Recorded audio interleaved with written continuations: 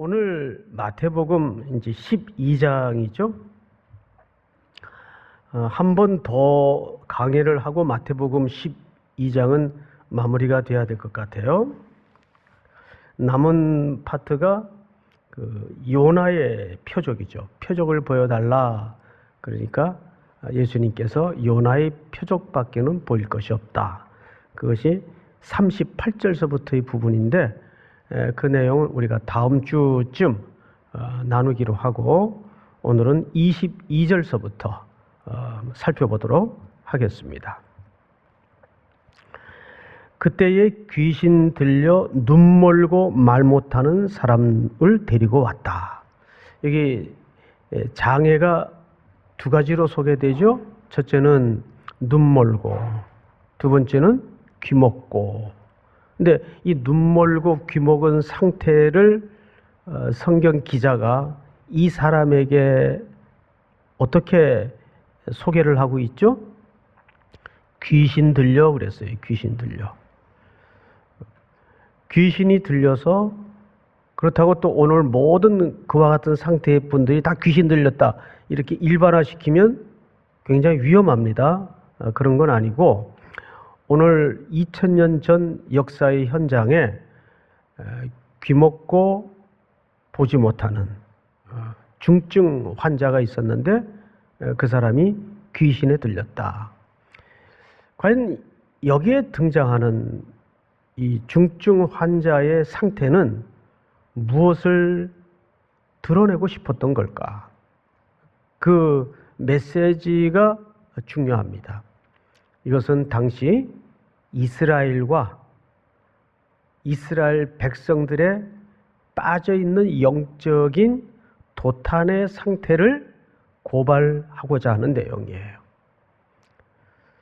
충분히 구약의 선지자들을 통해서 율법을 통해서 진리는 이미 비추어졌고 던져졌는데 그 시대는 예수를 배척하고 알지 못하고 보지 못하고 듣지 않고 육신적인 귀는 열려 있는데 도무지 영적인 음성을 듣지 못하는 상태. 정확하게 이게 환자의 물리적인 상태와 맥락을 같이 합니다. 눈은 뜨고 있으나 보지 못하고 귀는 열려 있으나 듣지 못하는 이스라엘의 상태를 고발하고자 하는 내용이에요. 그렇다면 이것이 오늘 2000년 후에 청중들에게는 과연 무관한 얘기일까? 그렇지 않다는데 심각성이 있는 겁니다. 오늘날에도 똑같아요. 눈은 멀쩡히 뜨고 있는데 자꾸 그 육신적인 눈은 세속의 물리적 가치만 쫓아 자동적으로 돌아가는 우리의 모습을 보면서 흠칫 놀랄 때가 한두 번이 아니에요. 귀는 열려 있는데 듣고 싶은 이야기만 듣고 세상의 즐거운 얘기만 귀에 들어오고 이 시대를 향하신 하나님의 그 고통의 마음, 본질적인 메시지에 대해서는 자꾸 귀가 열리지 않는 그런 상태. 그것이 당시 이스라엘의 상태였고 늘 직면하는 시대의 고통이었고 오늘 이 팬데믹 상황에 던져져 있는 교회와 성도들에게 들려져야 될 메시지인 것입니다. 자, 그렇다면 이렇게 발단된 현장을 놓고 양자 간에 논쟁이 벌어져요. 그 논쟁이 뭔가 보십시다. 예수께서 고쳐주셨다. 마태는 그 환자의 치유 사건을 굉장히 군더더기 없이 담백하게 직선적으로 설명을 해요. 누가 고쳐주셨다? 예수께서 고쳐주셨다. 할렐루야.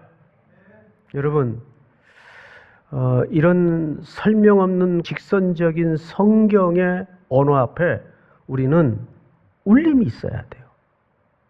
예수께서 고치신다. 믿습니까? 예수께서 고치셔야 되고 예수께서 고치십니다. 어떤 상태, 어떤 상황, 어떤 시대도. 그러니까 그건 뒤집어 얘기하면 이런 얘기일 수밖에 없어요.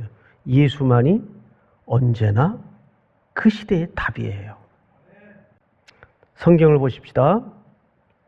예수께서 고쳐주심에 그 말 못하는 사람이 말하며 보게 된지라. 할렐루야. 말하며 보게 돼요. 누가 고치셔서? 예수께서 고치셔서.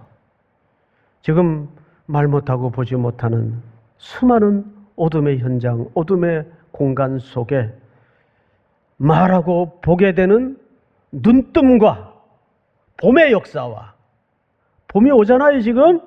예? 봄의 역사와 하나님의 진리의 말씀이 생생하게 들려지는 열림의 은혜가 있기를 주님의 이름으로 축복합니다. 그 은혜가 임해야 돼요. 주님은 그 일을 위해서 오셨습니다. 자, 그런데 여기에 모두가 기뻐하고 모두가 놀라고 모두가 경이로워야 될 이 현장에 뜻하지 않는 반응이 돌출이 됩니다. 바로 바리새인들의 반응이에요. 무리가 다 놀라 이르되 이는 다윗의 자손이 아니냐. 자, 무리의 반응은 어땠습니까? 놀랐어요. 그리고 혼란이 일어났어요. 그리고 그들 무리들 입에서, 이 바리새인들이 아닙니다. 구분해서 이해하셔야 돼요. 무리들이에요. 무리들이 다 놀랐어요. 그리고 웅성웅성했겠죠. 그리고 그들의 입에서 자동적으로 튀어나온 언어가 다윗의 자손이 아니냐. 이것을 놓고 이제 학자들마다 좀 여러 견해가 나뉘어져요. 이게 과연 부정적인 질문이냐, 긍정적인 질문이냐. 저는 후자 쪽으로 봅니다. 근데 긍정적인 질문이긴 한데 한켠에 확신이 없는 거예요. 이스라엘 사람들이면, 유다 사람들이면 이 정도의 능력과 이 정도의 기적을 일으킬 수 있는 분은 바로 오리라 약속한 다윗의 자손 메시아. 그분밖에는 이런 일을 행할 수가 없는데 우리가 배우고 익히고 외우고 알고 있기론. 그런데 그러기에는 아직 청중들은 놀라고 혼란스러웠는데 뭐가 없어요? 아직 확신이 없어요. 그래서 질문형으로 물었던 거죠. 이는 다윗의 자손이 아니냐. 이 당시 이 표현은 사실 굉장히 좀 복잡한 표현입니다. 한때는 정치적인 표현이기도 했어요. 한 맹인이 예수님에게 자기의 눈뜸을 위해서 절규처럼 부르짖었을 때 다윗의 자손이여 그랬죠. 다윗의 자손이여. 근데 이 말은 이해하는 사람마다 이해가 달랐어요. 적어도 유대 당국과 로마 당국에서는 이건 정치적인 매우 엄정히 다스려야 될 표현이었어요. 다윗의 자손을 통해서 누가 오시기로 되어 있기 때문에, 유대의 왕이 오시기로 되어 있기 때문에, 이 땅에 유일한 왕은, 유일한 킹은 로마 황제인데 어디다 대고 다윗의 자손 이러고 소리칠 수가 없었단 말이에요. 그러니까 이 다윗의 자손이라는 표현은 당시에 굉장히 사람마다 자기 시각에서 복잡한 해석과 이해를 가능케 하는 언어였습니다. 정치적인 표현일 수도 있고 또 정말 말 그대로 다윗의 자손 예수 그리스도를 기대하는 표현일 수도 있고. 근데 어쨌든 중요한 것은 여기서 백성들은 놀랍고 혼란스러운 가운데 이는 다윗의 자손이 아니냐라고 질문을 했던 거죠. 자, 이때 이제 오늘의 주된 인물들인 바리새인들이 반응을 즉각적으로 드러냅니다. 이 사람들이 자, 눈앞에 펼쳐진 팩트에 대해서 부인할 길이 없어요. 분명히 말 못하던 사람이, 보지 못하던 사람이 보고 귀가 열렸어요. 귀가. 자, 그거를, 사람이 제일 약한 게 뭐냐면 팩트에 약하잖아요. 봐라, 사실이 그렇지 않냐, 사실이 말해주지 않냐, 그러면 거기에 별로 논박할 근거가 사라진단 말이에요. 그러니까 그걸 부정할 수는 없는데, 부인할 수는 없는데, 백성들은 지금 뒤숭숭하고 있고, 그러자 바리새인들이 꺼낸다는 논리가 이렇게 얘기를 합니다. 24절 잘 보세요.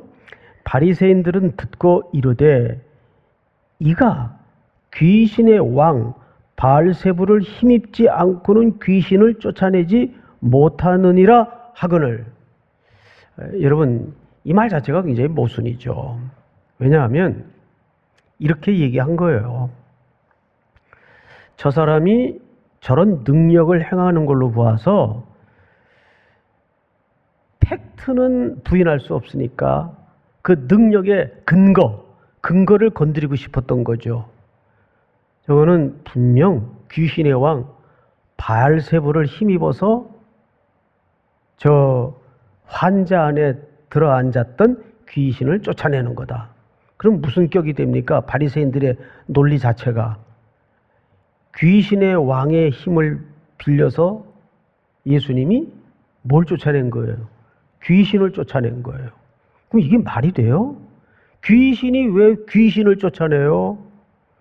귀신의 왕이면 귀신의 졸개들을 편들어서 더 사람들을 괴롭히고 더 제압해서 자기 졸개로 만드는 게 상식인데 왜 쫓아내요? 그러니까 바리새인들은 옹격결에 팩트는 부인할 수 없으니까 그만 예수님에게 나온 이 힘의 근거를 귀신의 왕 바알세불의 힘을 빌려서 귀신을 쫓아냈다라고 모순적 설명을 한 겁니다. 그러니까 사실은 잘못 걸려든 거죠. 누구에게? 예수님에게. 그래서 예수님이 너희들 말 잘했다. 그리고 이제 그들의 모순된 이야기를 가지고 아주 중요한 이야기를, 사실 오늘 우리가 만나고자 하는 스토리는 지금부터의 이야기예요. 아주 중요한 이야기를, 본질적 이야기를 예수님이 그 시대 앞에 오늘 우리들에게 던지고자 하는 거예요. 그 이야기가 뭘까? 우리 25절을 한번 보십시다. 25절은 우리 한번 같이 읽어볼까요? 시작. 예수께서 그들의 생각을 아시고 이르시되 스스로 분쟁하는 나라마다 황폐하여질 것이요 스스로 분쟁하는 동네나 집마다 서지 못하리라. 네, 정확히 예수님의 말씀이 맞죠? 너희들 얘기를 들어보면 그러면 귀신의 나라가 분쟁 중에 있다는 얘기인데, 그렇죠? 분쟁 중에 있다는 얘기인데, 그럼 분쟁하는 나라가 옳게 설 수 있겠냐? 머지않아서 망하게 되지. 이렇게 그 모순된 이야기를 받아서 예수님이 이제 논박을 시작하는데, 예수님의 목적은 그들의 모순된 대답을 논박하고자 하는데 목적이 있는 것이 아니고 그것을 나라 개념으로 이끌어갑니다. 무슨 개념으로 이끌어가요? 나라 개념으로 이끌어가요. 왜? 그들의 잘못된 시비를 통해서 예수님은 하나님의 나라를 설명하고 싶었던 거죠.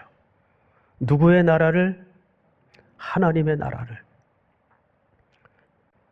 자, 바리새인들이 꺼내든 그 나라 개념을 차용해서 주님은 어떤 나라를 어떻게 설명하시는가? 이 결론입니다. 성경을 보십시다. 28절. 그러나 내가 하나님의 성령을 힘입어 귀신을 쫓아내는 것이면 하나님의 나라가 이미 너희에게 임하였느니라. 할렐루야. 자, 여러분, 예수님이 귀신의 나라로 설명을, 논증을 시작한 바리새인들의 그 꼬투리를 잡아서 결국 어느 나라로 이것을 전환시키죠? 전선을 하나님의 나라. 근데 하나님의 나라에 여기 이런 설명을 남겨놓으세요. 27절을 잘 보세요. 28절. 그러나 내가 하나님의 누구를 힘입어? 성령을 힘입어. 하나님의 성령을 힘입는 것만큼 하나님의 임재를 경험하는 방법은 없습니다. 예수님 자체가 뭘로 이 땅에 오셨고 사역을 시작하셨죠? 우리 마태복음을 한번 1장서부터 좀 자막으로 확인해 보십시다. 예수 그리스도의 나심은 이러하니라. 그의 어머니 마리아가 요셉과 약혼하고 동거하기 전에 잉태 자체가 누구로 잉태됐어요? 성령으로 잉태된 것이 나타났더니 예수님의 잉태 자체가 성령의 역사였어요. 그의 남편 요셉은 의로운 사람이라 그를 드러내지 아니하고 가만히 끊고자 하여. 같이 한번 볼까요? 시작. 이 일을 생각할 때에 주의 사자가 현몽하여 이르되 다윗의 자손 요셉아 내 아내 마리아 데려오기를 무서워하지 말라. 그에게 잉태된 자는 성령으로 된 것이나. 성령으로 잉태됐어요. 이 땅에 오심부터 성령의 역사가 있었어요. 성령의 움직임과 성령의 감동이 있었어요. 다음 마태복음. 예수께서 세례를 받으시고 곧 물에서 올라오실새 하늘이 열리고, 잘 보세요. 여기 예수님이 계세요. 그리고 하나님의 누가? 성령이 비둘기같이 내려 자기 위에 임하심을 보시더니 성자 예수님, 성령님. 그 다음에 다음 절. 하늘로부터 소리가 있어 말씀하시되. 자, 하늘로부터 소리는 누구의 소리예요? 아버지의 소리예요. 이는 내 사랑하는 아들이요 내 기뻐하는 자라 하시니라. 이것은 왕의 대관식입니다. 요단강가에서 조철이 초라한 모습으로 선포된 대관식이지만 이 땅에 인류를 구원하기 위해서 하나님을 대신하여 이 땅에 오신 아드님의 왕으로서의 대관식인데, 여기 삼위 하나님이 다 계십니까? 안 계십니까? 삼위 하나님이 다 계세요. 이로써 이미 이 땅에 뭐가 임한 거죠? 이미 하나님의 나라가 임했어요. 마치 어디에 감추어 놓은 겨자씨처럼 하나님의 나라가 이미 임했어요. 이 나라는 이제 충만해져 갈 겁니다. 그리고 그 온전한 실체를 드러낼 텐데 사람들은 아직 그것을 깨달아요? 못 깨달아요? 아직 못 깨달아요. 지금도 마찬가지예요. 지금도 곳곳에 여러분들은 하나님의 나라의 일원으로서 하나님의 백성으로, 하늘나라의 백성으로 삶을 살아가고 있는 것은 이 땅에 겨자씨처럼 하나님의 나라를 만들어가면서 확대시키면서 살아가는 거예요. 근데 그것은 잘하는 것이고, 그것은 숨겨진 것이고, 그것은 영향력이 있어야 되는 것이에요. 그 나라의 실체가 예수 그리스도십니다. 근데 그분은 혼자 이 임재를, 하나님의 나라를 설명하는 것이 아니라 성령의 능력으로 힘입어 이 능력과 역사를 펼쳐낸다고 설명합니다. 그러면서 이미 그런 것으로서 하나님의 나라는 임했다.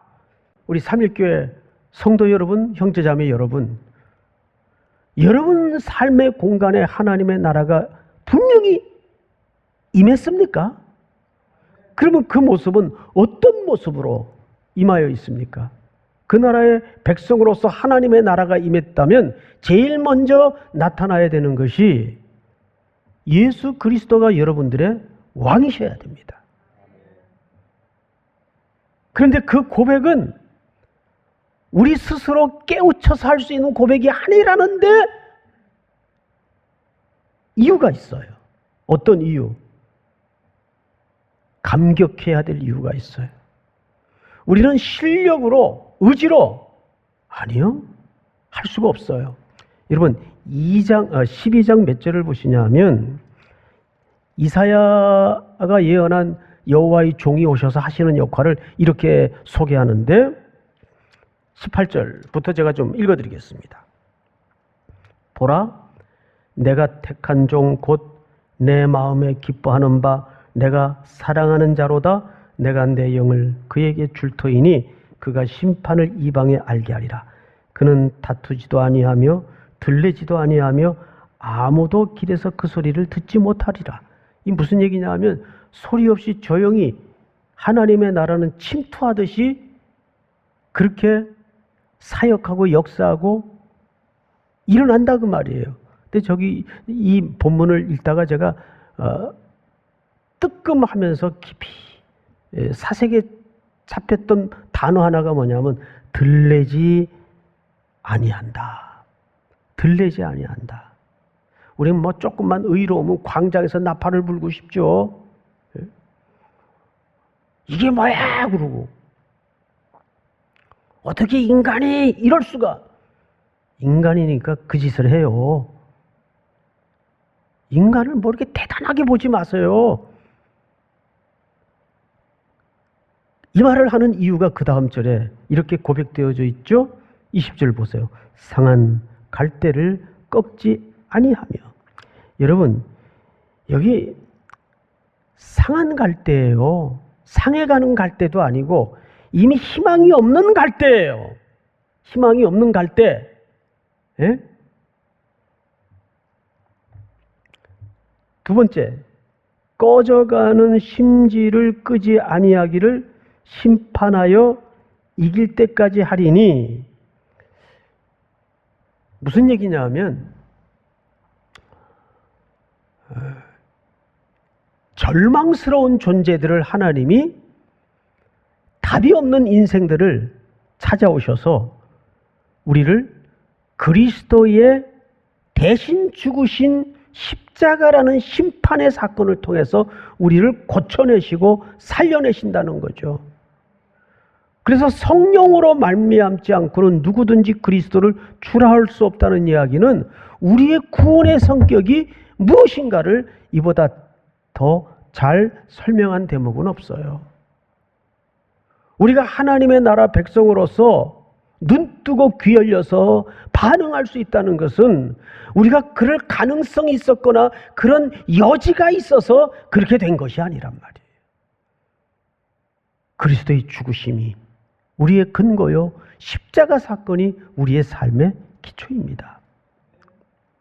오늘날 불행스럽게도 자꾸 기독교를 윤리로 만들고 좋은 사람 되는 걸로 만들고 인격 도야의 발판으로 만드는 아주 위험한 의도와 시도들이 있습니다. 바깥에서야 교회를 그렇게 볼 수 있어요. 바깥에서야. 그런데 너무 거기에 우리가 민감히 반응하다 보면 마치 기독교가 도덕적인 인간을 만드는 것 같고 윤리적인 인간을 만드는 것처럼, 물론 그것을 포함하는 것은 부인할 수 없어요.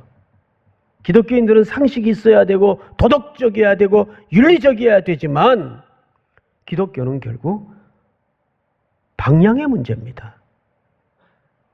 우리 인생이라는 열차를 어디를 향해 타고 있는가? 기독교는 예수가 축이 되고 예수가 기준이 되지 않으면 나머지는 다 부산물에 불과합니다. 오늘 그 예수가 이 땅에 이미 오셨고 하나님의 나라는 임했고 여러분들은 그분의 공로로 하늘 백성이 되었습니다. 이 말씀 붙잡고 다시 일터라는 전선으로 뛰어나가서 그분의 백성다우게 그분을 대장으로 모시고 승리해내는 또 한 주가 될 수 있기를 주의 이름으로 축원하고 축복합니다.